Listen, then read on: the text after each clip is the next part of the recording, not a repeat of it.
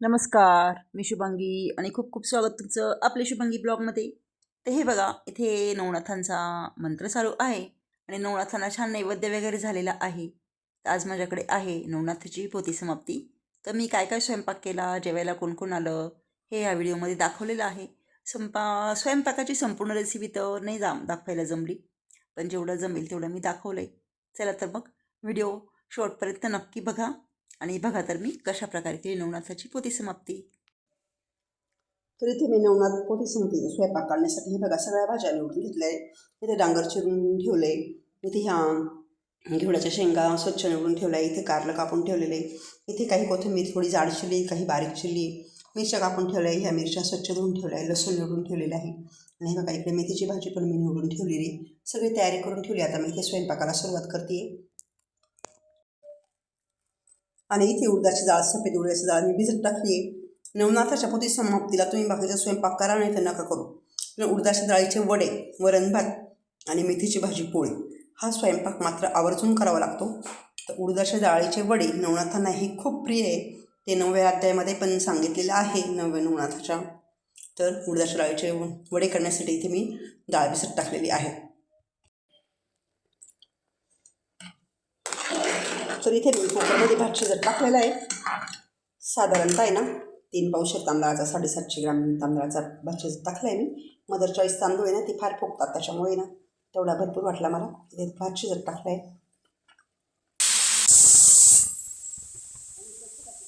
तर इथे छोट्या कुकरमध्ये तुरीची डाळ आणि मुगाची डाळ एकत्र शिजत टाकलेली आहे.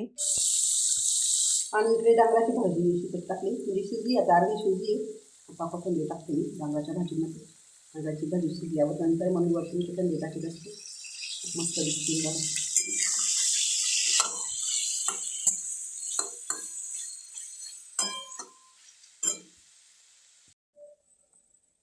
तर इकडे वरण छान उकळत आहे कळकळा. आणि वरण डाळ काढून घेतल्यानंतर मी याच्यामध्ये ना घेवड्याच्या आणि पाल्याच्या शेंगा लावल्या आहे कुकरला. म्हटलं पटकन करून घेऊ, कुकरला पटकन होतात. कुकरला आता वालाच्या शेंगा आणि घेवड्याच्या शेंगा लावल्या. तर इथे ना मस्तपैकी कारल्याची कारलं थोडंच बघून कधी काढलं आहे, माझ्या मुलांना आवडत नाही, त्यामुळे थोडीशी कारल्याची भाजी बनवली. आणि इथे कढी पण बनवून झाली आहे. आणि बघा इथे कारलं झालं, तर कारलं याच्यामध्ये काढून ठेवलं. आणि इथे डांगर काढून ठेवलं आहे. तर इथे तिकडे मेथीची भाजी टाकली शिजायला मी. आणि हे बघा इथे मस्तपैकी केली मेथीची भाजी. इथे खीर पण तयार झाली मस्तपैकी. तर इथे भज्यांचं पीठ कालवलेलं आहे. आता भजी आणि वडे तळून घेते मी. आणि इथं गरमागरम भजी करते.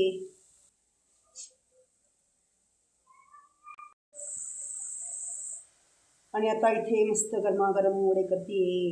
वडे खूप छान झालेली दिसत आहे, खूप मस्त फुगले आणि खूप छान आकार आला आहे वड्यांचा. आणि खूप चवदार, हे खूप टेस्टी हे लागतात हे वडे. आणि हे बघा आले आमच्याकडे नवनाथ जेवायला. हे बघा आलाय शंतू, हे बघा आलाय वीर, अरे आली स्वरा. चल स्वरा चल. डुगू कुठे? डुगू चल. डुगू नाही आला, डुगू ना मला. तर आईच्या घरून वीर, शंतू आणि स्वरा आले, तर डुगू मळ्यात गेला होता. आणि हे बघा सगळा स्वयंपाक झालाय. इथे वरण आहे, कढी आहे. इथे बघा ह्या सर्व भाज्या केल्या आहे मी, की घेवड्याच्या शेंगा, डांगर, कारलं, मेथीची भाजी. इकडे आहे वडे, इकडे आहे भजे, इकडे हा केला आहे भात. आणि इकडे हे बघा पोळ्या पण झाल्या आहे. आणि हे बघा इकडं खीर आहे. नाही बघा नैवेद्य पण भरले, नवनाथ पण येऊ राहिले. चला आता नैवेद्य दाखवते आणि नवनाथांना जेवायला बसवते. आणि ना सगळी तयारी झाली जेवणाची. बघा ताटं, वाट्या, डिशा, ग्लास वगैरे सगळे काढून ठेवले. आता नैवेद्य दाखवते आणि नवनाथांना जेवायला बसवून देते.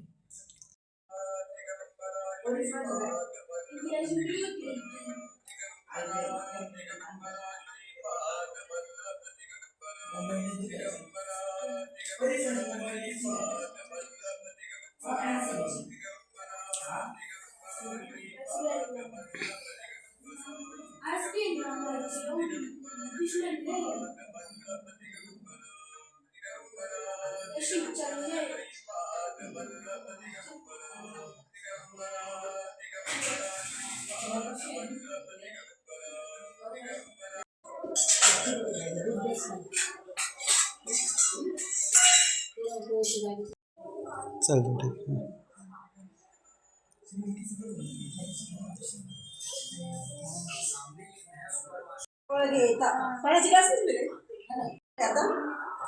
कवळ घेता नाम घ्या श्री हरीचे सहजन होते नाम घेता तुकाचे जीवन करी जीवात्मा अन्न हे पूर्ण ब्रह्म उदरण होवे जाणी जय यत कर्मा जय जय रघुवीर समर्थ नवनाथ महाराज की जय.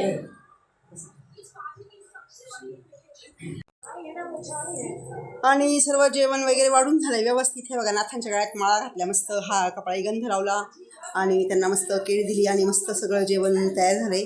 आणि आता सगळे नाच जेवायला बसले. हे बघा इथं हा आहे मयंक दाभाटी ताईंचा, नंतर हे बघा हा आहे शंतू आमच्या सागर भाऊचा, नंतर हे बघा हा आहे विराज आमच्या मिलिंद भाऊचा, आणि हा आहे वरेंद्र निलेश वरेंद्रांचा मुलगा, आणि हा आहे काय नाव आहे तुझं दादा?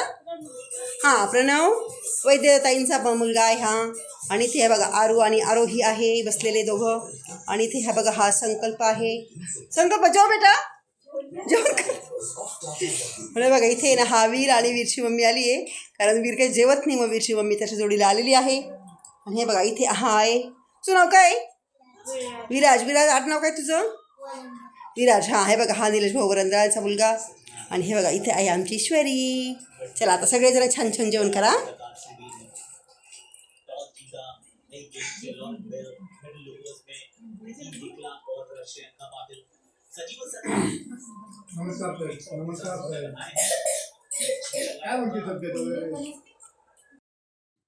तर अशा प्रकारे मी नवनाथांच्या पोथीचा छान स्वयंपाक केला आणि सर्व नवनाथांचे छान जेवणं वगैरे झाले.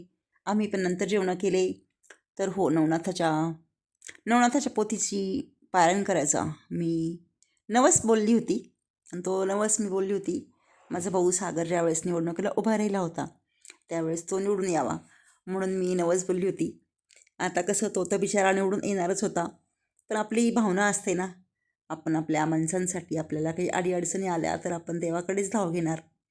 तर देवघरामध्ये गेल्यानंतर आमच्या घरात देव नवनाथांचा दत्तात्रेयांचा मोठा फोटो आहे, तुम्ही तर बघितलेलाच आहे. तर मी सांगायचे देवाला की देवा माझा भाऊ निवडून येऊ दे.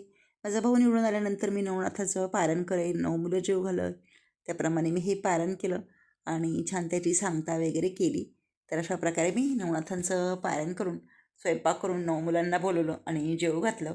तर जेव्हा आपण नवनाथांचं पारायण करतो तेव्हा असं 9 मुलं जेव घालायचे असतात. आणि जर नाहीच ॲडजस्ट झालं तर आपण 9 नैवेद्य केले आणि देवासमोर नैवेद्य ठेवले तरी पण चालतात. ते नैवेद्य आपण नंतर गाईला घालवून द्यायचे, कारण काही काही ठिकाणी नाही मिळत लहान मुलं जेव घालायला. पण मला मिळाली 9 मुलं, तर मी ही 9 मुलं जेव घातले. आणि आता पोरं चालले. सोना बाय. वीर बाय. वीर मला भेटला पण नाही तू. बाय. चला तर मग आजचा व्हिडिओ इथेच संपवते. कसा वाटला तुम्हाला आजचा व्हिडिओ? आवडला असेल तर नक्कीच लाईक करा, कमेंट करा. चॅनल नवीन असेल तर सबस्क्राईब नक्की करा. परत भेटू उद्याच्या नवीन व्हिडिओमध्ये. तोपर्यंत बाय.